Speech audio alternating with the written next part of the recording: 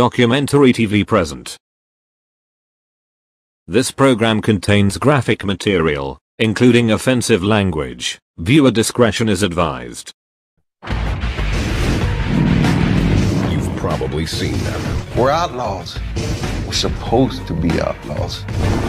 Terrorizing the highway. Your worst nightmare. All across the great state of Texas. In San Antonio, the Bandidos are like tortillas and tacos. They're part of the landscape. You pass us on the highway, and that'd be a mistake.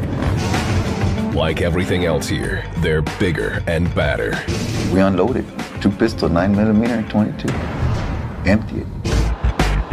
If they're close by, violence isn't far away.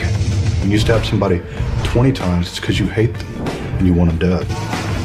We're liable to run you down, kick the out of you, knock your eyes, wreck you, something. We run the road.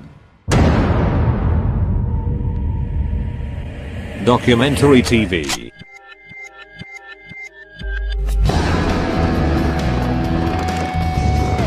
The Bandidos are one of the largest motorcycle gangs, or OMGs, in the world. Only the Hells Angels are bigger. These outlaws ride Harleys, traffic drugs, carry weapons, and run prostitution rings. 2,500 strong, the Bandidos rule the roads in the U.S. and stretch across the globe from Europe to Asia and Australia.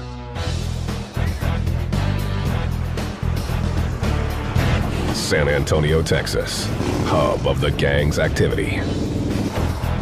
The cultural gateway of the Southwest. Its landmarks include the Alamo, Hemisphere Tower, and the Riverwalk.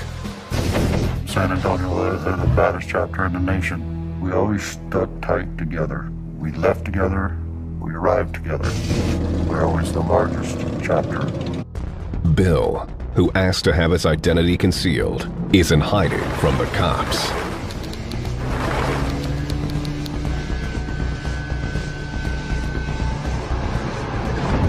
He fears his former gang. A U.S. Army veteran, he was drawn by the outlaw image and brotherhood of the Bandidos. The bandits have been known to go into a bar, pull somebody out of the bar, or go into a bar and shoot people. If you with one, you with everybody. If you cut one, they all bleed. Ed Winterhalter is also an Army vet. At age 14, he saw dozens of Harleys ride up to a carnival. From that moment on, Ed wanted to be a biker.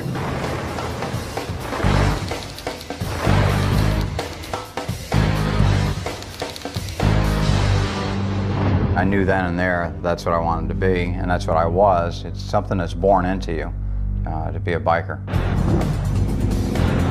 While 99% of bikers are law-abiding citizens, Ed and Bill wore badges of honor, showing their allegiance to the other 1%.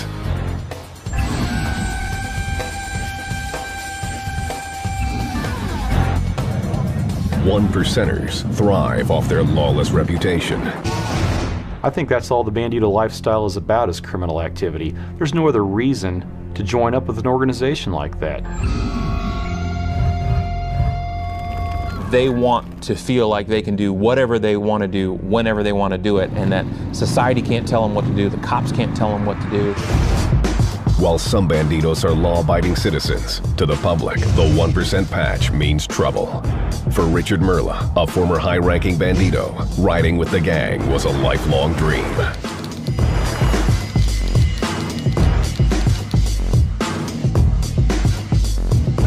The patch was the most important thing in his life. I've been in the inner circle. I've been in the circle, man. People are scared just because of the patch.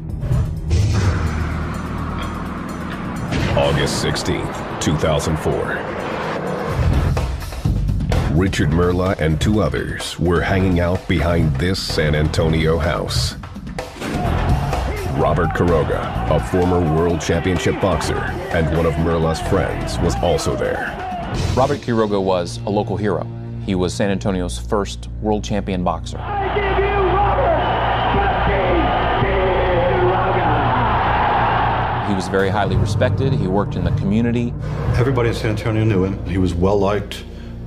People knew him for having fought his way out of, essentially a tough part of San Antonio. It was around 3 a.m., and after shutting down a local strip club, the friends were working their way through a case of beer. Their judgments were impaired when Quiroga decided to dredge up an old incident.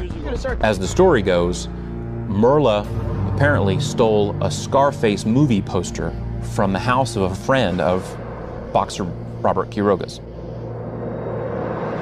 Merla says he stole the poster because the gang had long ago dubbed him Scarface, a reference to the mark on his face.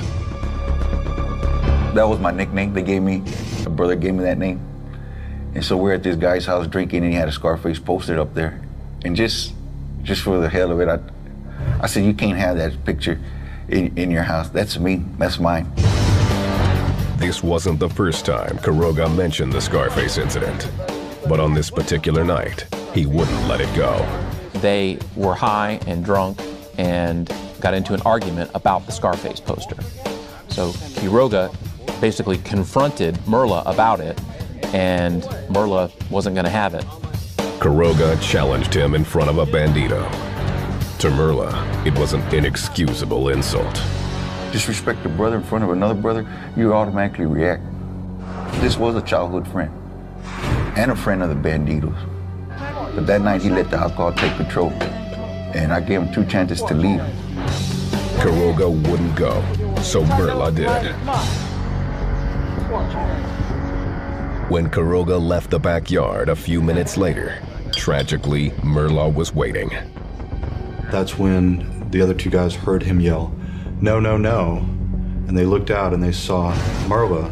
It looked like he was punching him, but he had a knife in his hand. And so it looked like he was punching him, but he was really stabbing him.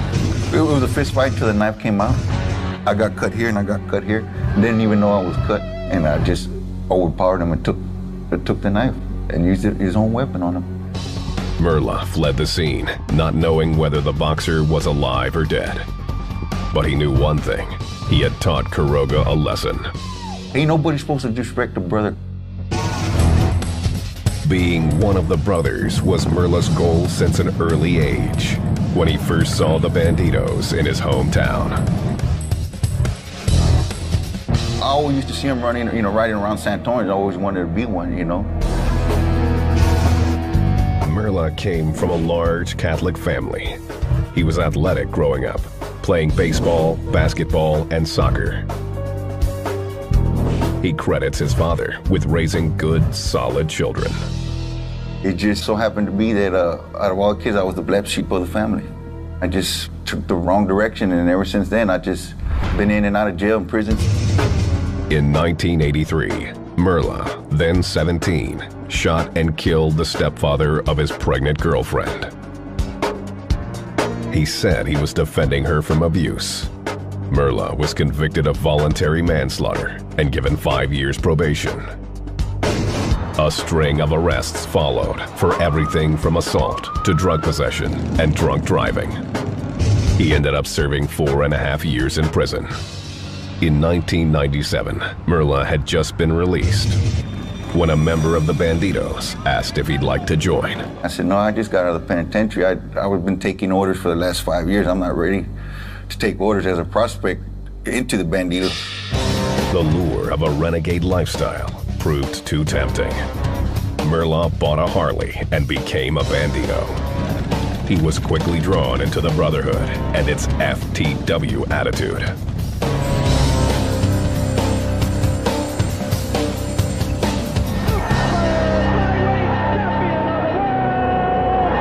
It's an attitude that extended even to friends, like Robert Quiroga.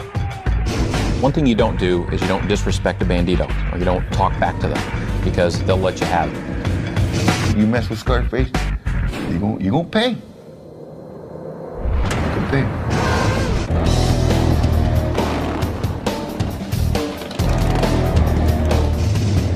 The Bandidos, an outlaw motorcycle gang, travel in packs.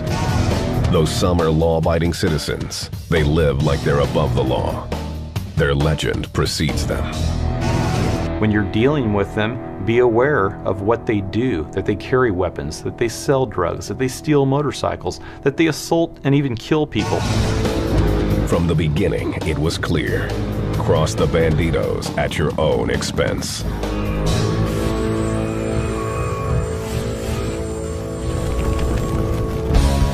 It was 1966, and Donald Chambers, a Marine veteran, had returned from Vietnam. He came up with the idea of putting together a group of men who shared a common interest: their bikes and living on the edge. Just to get together people that all like one thing, like a bowling club or anything else. In our case, it's motorcycles. The group quickly developed an outlook on life and the way a biker should live it. We like to tell people that the club was not in the business. You weren't supposed to give anybody any. You weren't supposed to take any from anybody. The Bandidos were following in the footsteps of other big biker gangs through the years. In the 1930s, the Outlaws dominated Illinois. In the 1940s, the Hells Angels roared into existence in California. In the late 1950s, the Pagans arrived on the scene in Maryland. The 1960s became the Bandidos era, and they claimed Texas as their home turf. Chambers began to create an image for the gang. According to popular legend, he adopted the red and gold colors from the Marine Corps. The gang's name and mascot, Frito Bandido, were supposedly stolen from the corn chips that are still popular today. Ed Winterhalter, who was a member of the Bandidos for 7 years, says that's fiction. The colors, he insists, were chosen to replicate the venomous coral snake. The mascot reflected Chambers' appreciation of Mexican bandits. Well, the character came from the actual bandidos of Mexican folklore. Although they would go out and rape, plunder, and pillage other areas in their own backyard, they were their protectors. The early 1970s saw the gang grow quickly into a force. The new recruits seemed to share a common background. A common component is that most of these guys have had a missing piece of their childhood. So, in a sense, they are looking for a family. I joined because, like I said, I wanted to be a part of what I thought was one of the best or baddest organizations, where I could go anywhere and there were Bandidos there and I could party and have fun with them. That brotherhood was particularly attractive to some Vietnam vets who joined the gang in droves. In the late 60s, early 70s, there was an influx Documentary of TV. people coming back from the military that wanted that adrenaline rush that they had.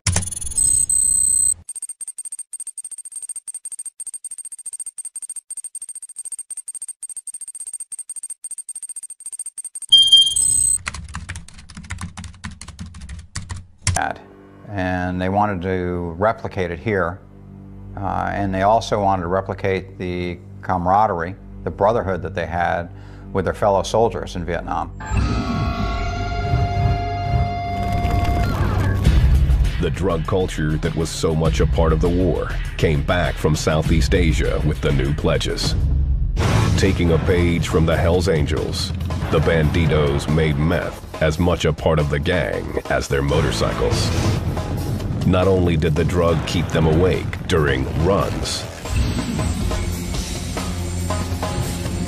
but it was also a moneymaker.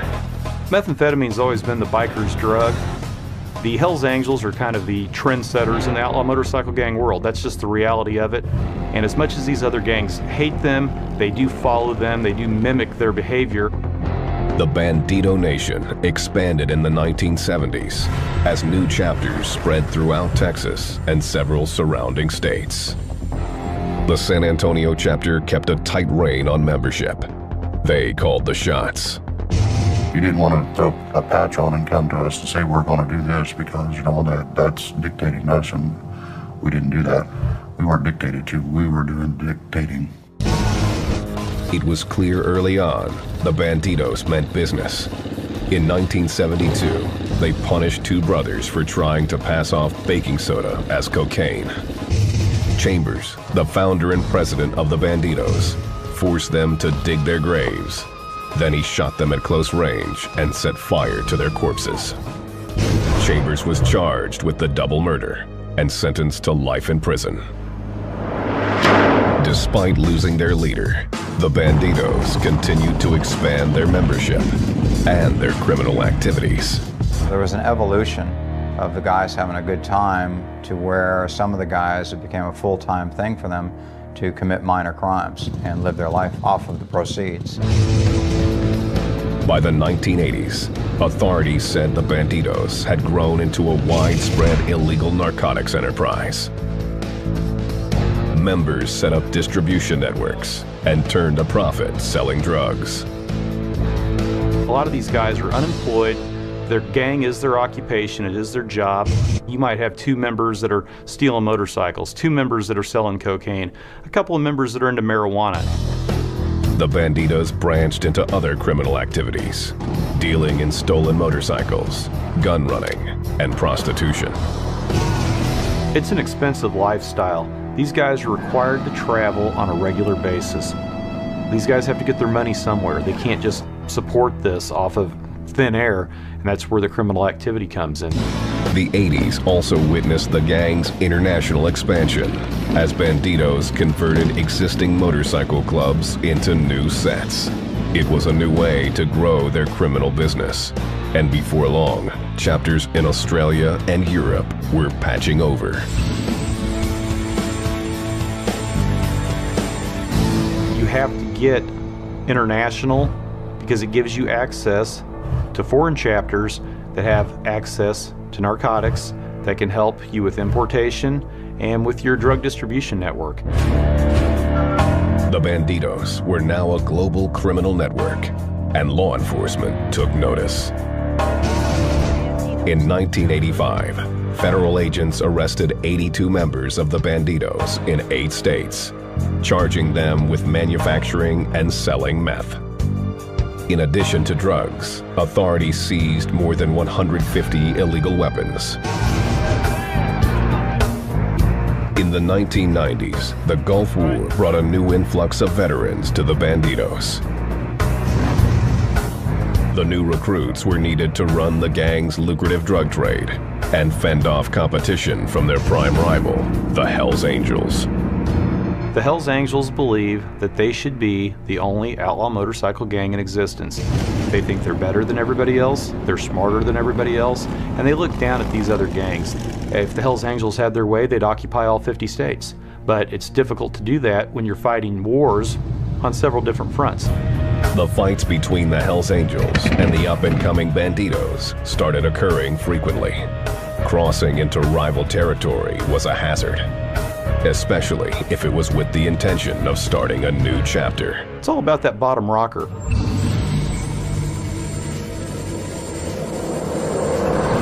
If you have Texas on your bottom rocker, then you're claiming Texas as your territory.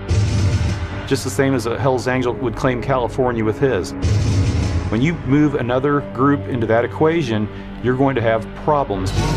In 1996, the Bandidos' war with the Hells Angels literally exploded. Police suspected a member of the Bandidos launched an anti-tank grenade into their rivals' headquarters in Copenhagen, Denmark. 2 people were killed. At least 15 more were injured.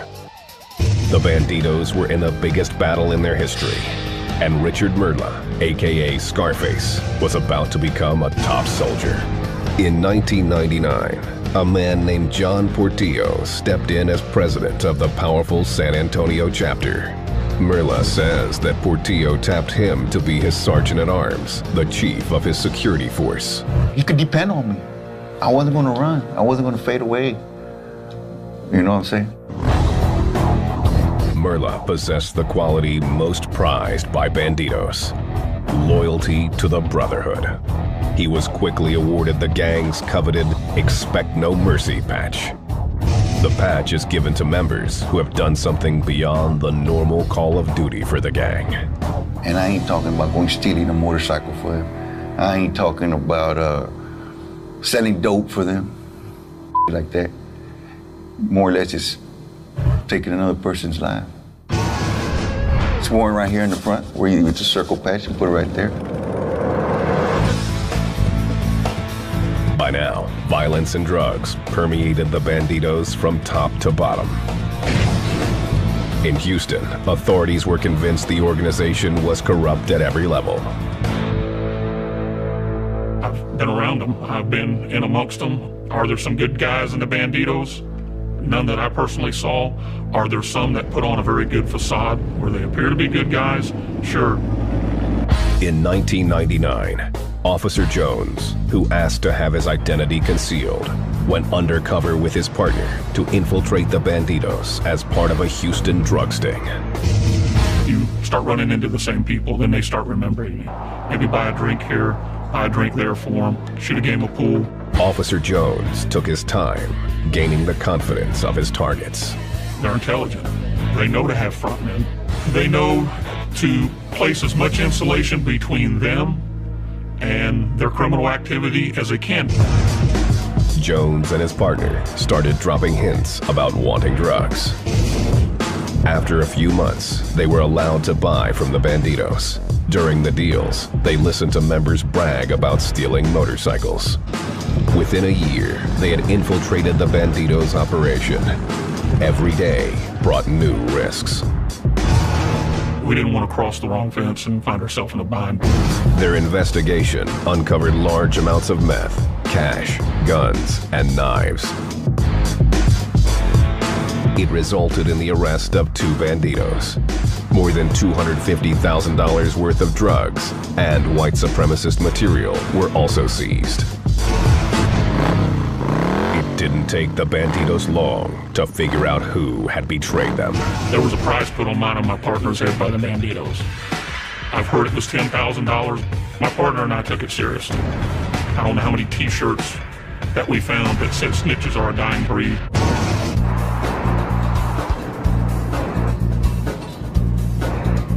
Houston, Texas, 1999.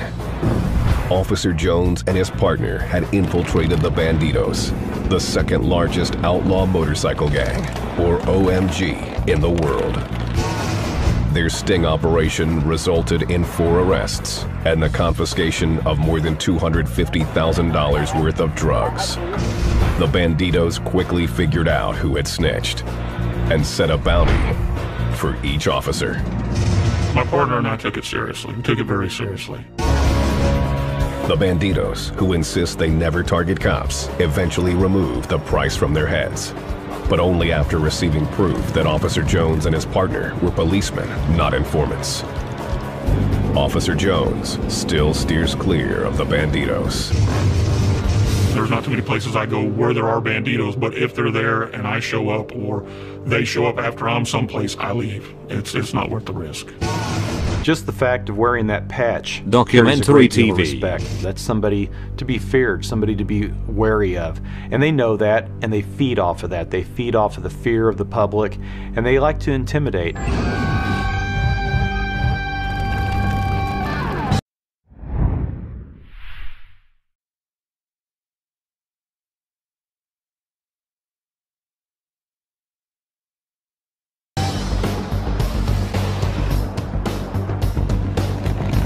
San Antonio, Texas, October 20th, 2001. A bandito named Javier Negrete was shot in the stomach and killed outside a billiard hall.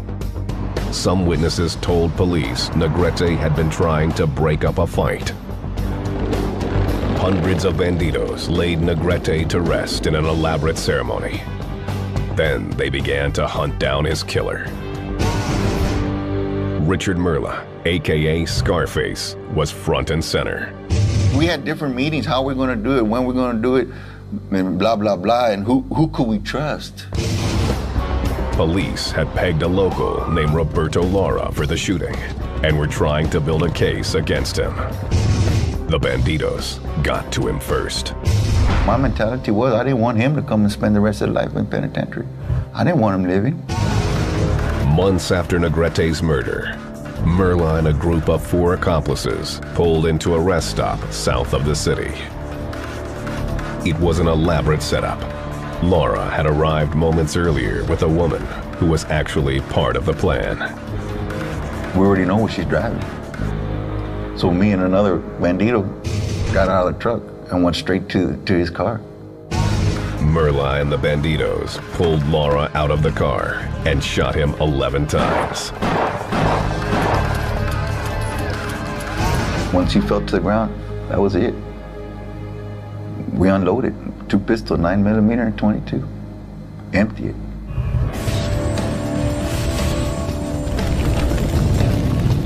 The police didn't have enough evidence to make an arrest, and the Bandidos got what they wanted. What the cops do in 30 days, we'll do it in one night.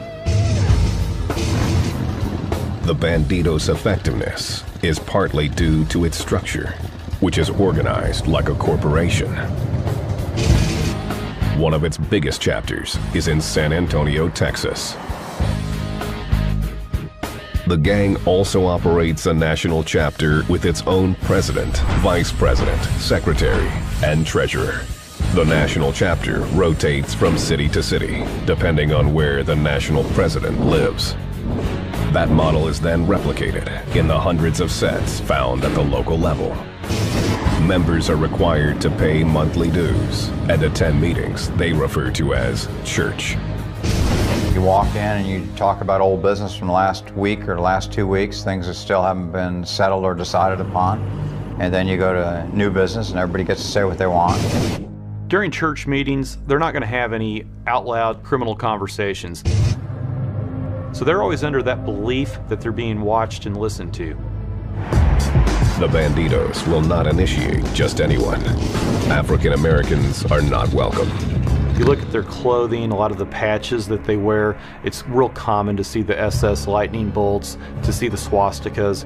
These guys do embrace that ideology of white supremacy. Women are considered nothing more than property. Girlfriends, known as old ladies, are forced to wear a patch that advertises them as Bandido property.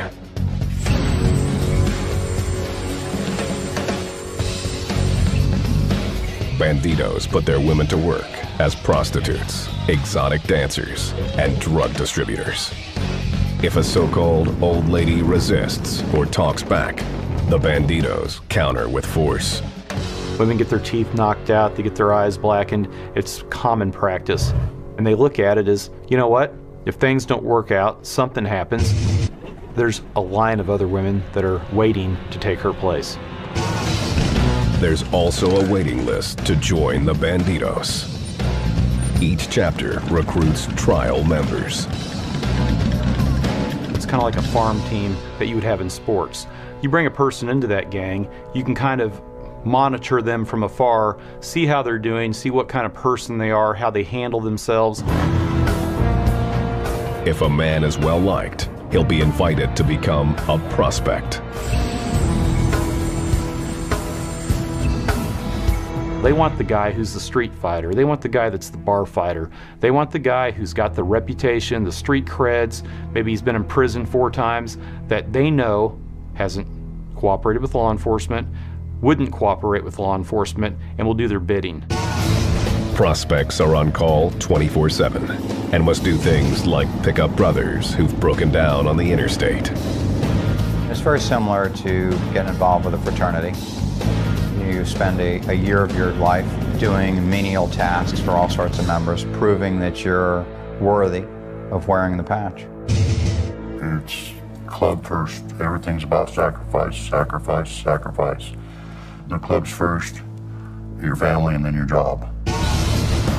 For Merla, street name Scarface, no sacrifice was too large if it meant joining the gang. I was a very dedicated member, very dedicated. Really, it took a lot of time away from my family, but they understood this is what I wanted to be for the rest.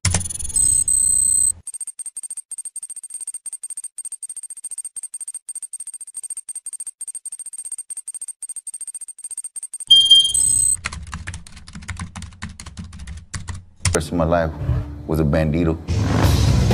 Once a prospect becomes a full member, he's allowed to show his gang affiliation by wearing the patch. The gang has several standard issue patches they wear on their vests. In addition to the 1%er, they might be seen sporting a number 13. The 13 is for the letter M. It's 13th letter in the alphabet. So it was for motorcycle. Other patches are marked with club mottos: God forgives, Bandidos don't, and BFFB.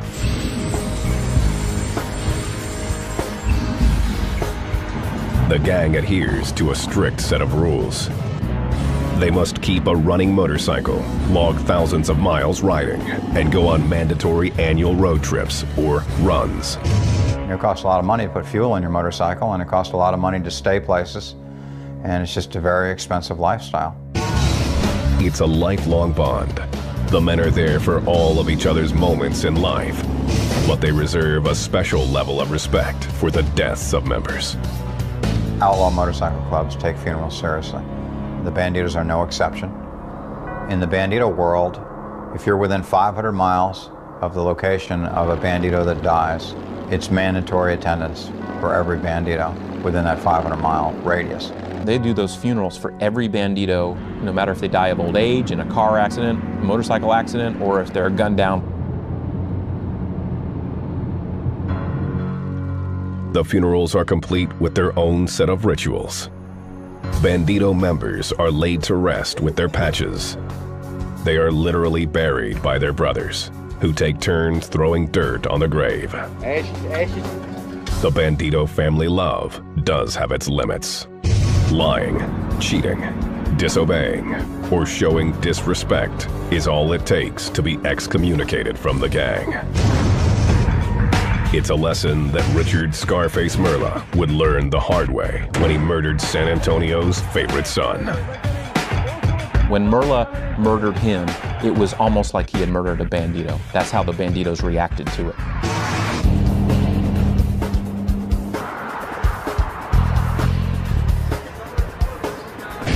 San Antonio, Texas, August 16th, 2004. A fight between Richard Scarface Merla and his friend, championship boxer Robert Quiroga, got out of control when Merla stabbed Quiroga nearly 15 times. Once I saw blood, that was it. There was no stopping me then. It took quite a while before we finally did go down. He tried to stagger out and get to his truck, which was out on the street. Merla fled the scene. It never occurred to him that this night would mark the beginning of his downfall.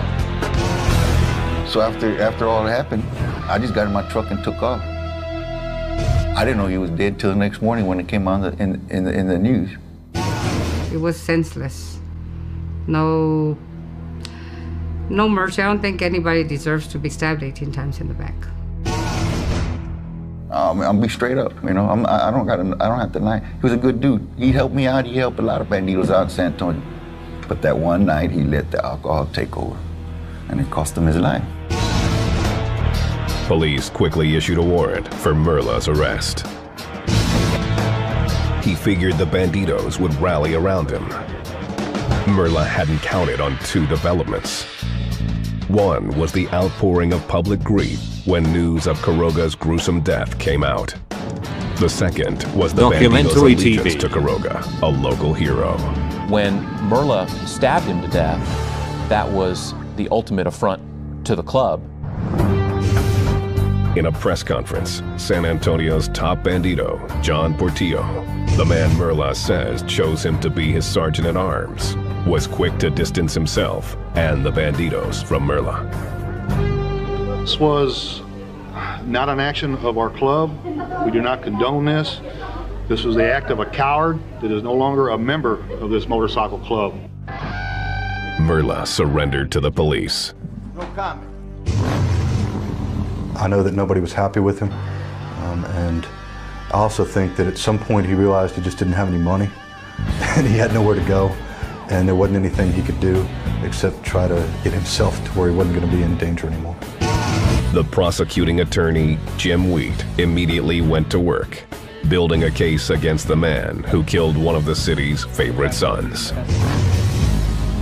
This would be about the same length, about almost the exact same size as the knife that Merla used. We never did find the weapon.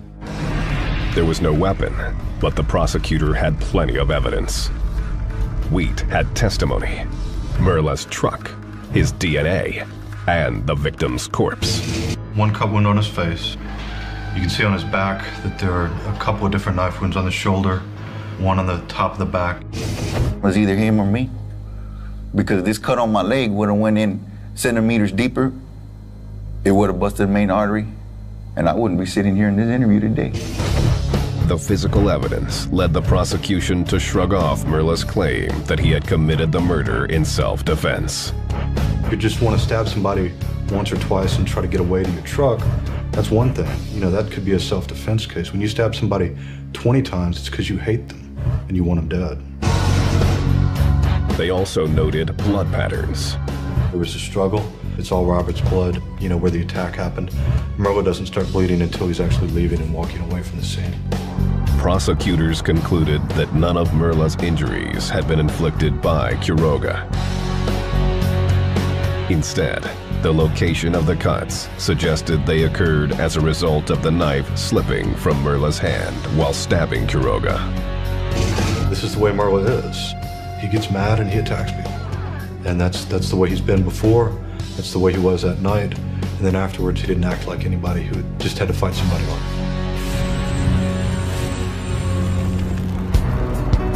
The trial was set to begin on September 12, 2005. To the prosecution's surprise, Merla's attorney asked for a plea bargain before the trial even began.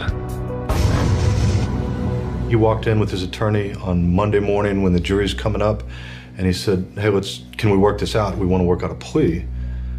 I said, are you kidding? The reason for the plea, Merla had gotten word the state had filed new charges for a stabbing he allegedly committed 2 years earlier. Merla agreed to plead no contest to the Quiroga murder in exchange for dropping the new charges. He was sentenced to 40 years in prison. Merla claims the Bandidos broke their own code and ratted him out for an earlier murder. The 2002 rest stop killing of Roberto Lara, the man Merla shot 11 times in retaliation for a Bandido's death. I took the rap. Took all the rap. Merla claimed he was simply following the orders issued by President John Portillo when he shot Lara. He had his sources, and when he came to me, he said, that's the guy. We need to take care of him. I knew what he wanted done. He didn't want no black eyes and broken noses, teeth missing, and I took care of it. Merla says only Portillo had the authority to order the hit. His title says it all. Like chief of police, what does he do? He give orders. Portillo has refused numerous interview requests. He adamantly denies ordering the murder and hasn't been charged with any crime. If I wanted to, I could have been like them and snitched. But it's against my own personal beliefs. It's pointing the finger at other people, man. And they know it. They know it. Former Bandito Bill feels Merla shouldn't have been given the shaft by the gang. He's a good person. He's no different than anybody sitting here. If you needed something, he'd give it to you. If you were broke, he'd give you half the money he had in his pocket. Whatever you needed, he would do for you. That's what the Brotherhood was supposed to be about. Merla isn't the only one the Bandito Brotherhood has failed. One day, Bill answered the door of his home and discovered a couple of Bandidos. They'd been told to collect Bill's patch as payback for a dispute with the gang. They were going to threaten me in my home. That's my castle. That's my kingdom, and I'm God there. And when they're like, here, let me get it for you, and I turn around and flip the safety off Smith & Wesson, and you can get the out of my house, you can get a mother thing. The Bandidos left without Bill's patch, but caught up with him a few months later. The two men snuck up on Bill and jumped him in a parking lot. Infuriated, Bill gave back the patch. He says he had given everything he had to ride with the Bandidos, sacrificing his house, his trucks, and his job. When you're on the road all the time, you're not at home to work to pay bills. You can't pay your bills, and the mortgage company, they ain't gonna let you live in a house for free. Bill, who once lived and breathed for his gang, has settled thousands of miles away from San Antonio. Well, I'm not gonna with them, and hopefully they don't ever want to come with me because they want to get more than they ask for.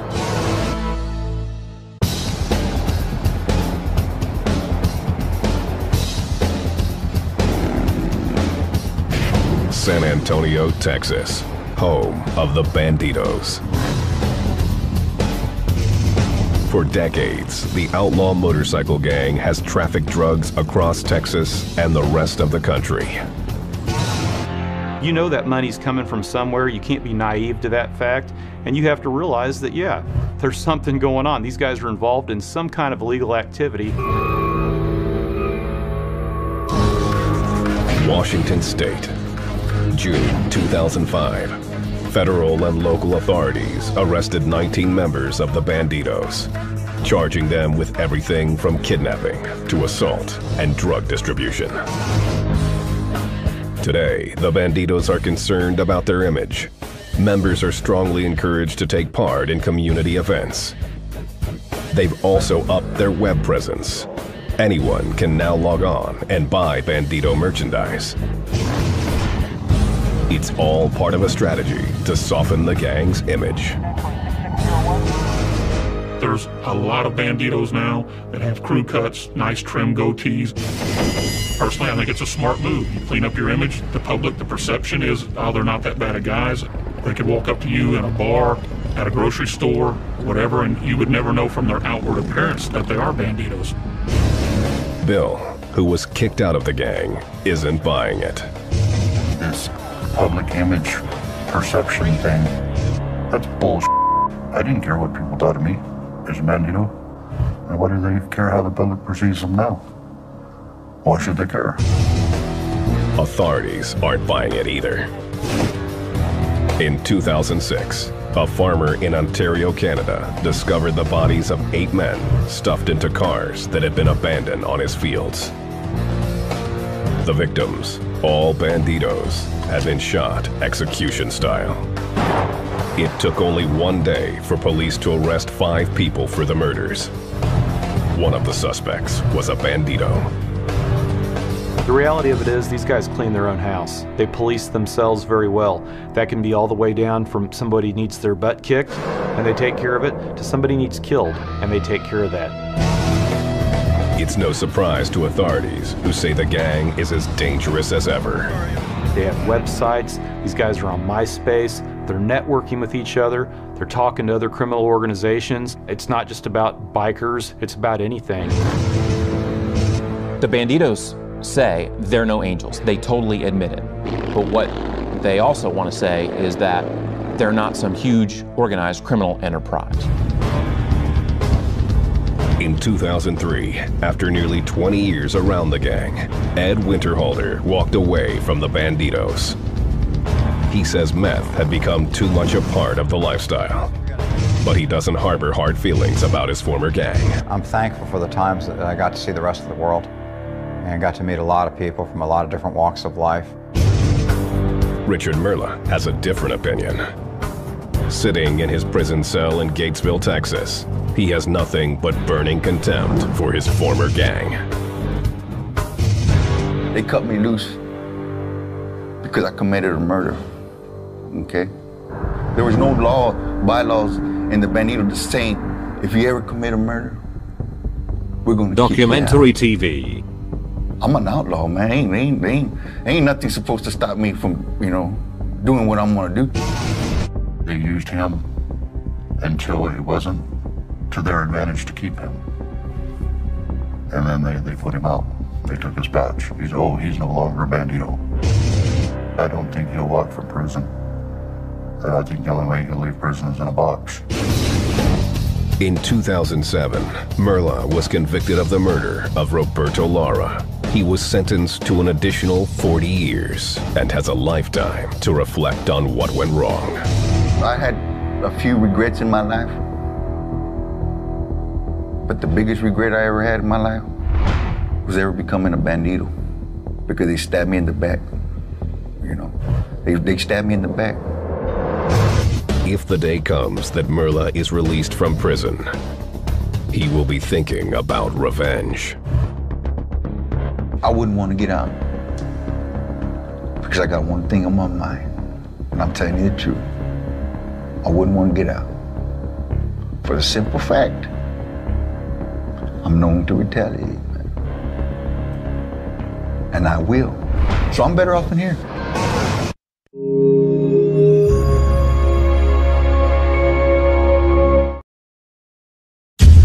Documentary TV Plus. If you want a more documentary video, just subscribe on our channel.